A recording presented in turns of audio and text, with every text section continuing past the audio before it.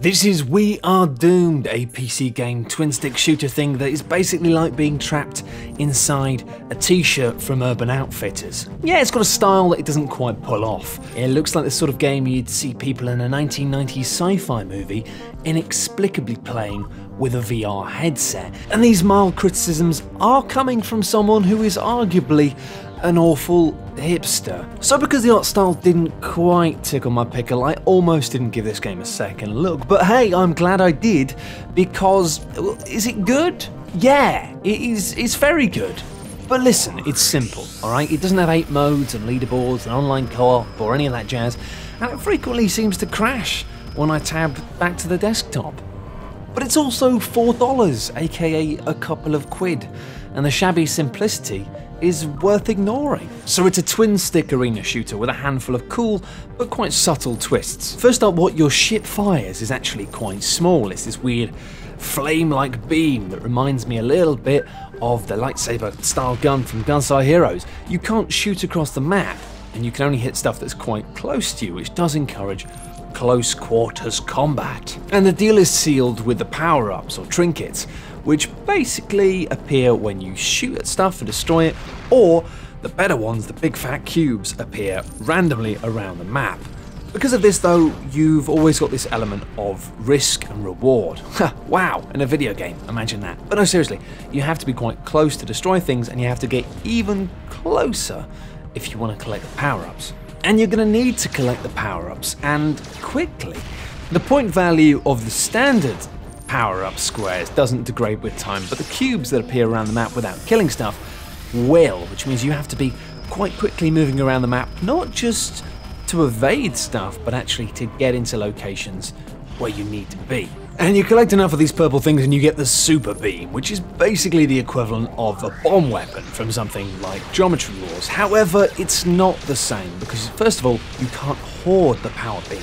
You can't have more than one power beam. When you have the power beam available, you either use it or you sit on it. And secondly, it isn't a get out of jail free card. It does destroy lots of things quite quickly, and it does destroy meteors, which is totes cool, but it isn't something that's going to necessarily save your life. The game in total is only 30 waves, so really if you're good at this kind of thing, which I'm not, it's very much about optimization.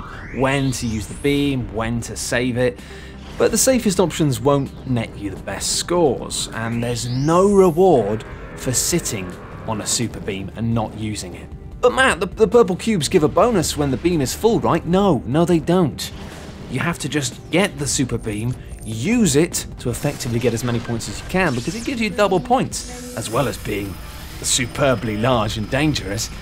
But if you just sit on it and save it, for when you're in trouble, you're gonna be missing out on A, loads of points, and B, starting to charge up another super beam. One of the main things I really like about this game though is that even though there aren't many enemies, the enemies are quite varied, and it does create a sense of priorities, rather than just having loads of stuff trying to get you at once. You have things you want to pick off more quickly. Most notably are the cannon style foes, which fire projectiles at you, but also stay in one location. It means you have situations where you try and weave your way through all of the ships chasing you to specifically take out these guys first.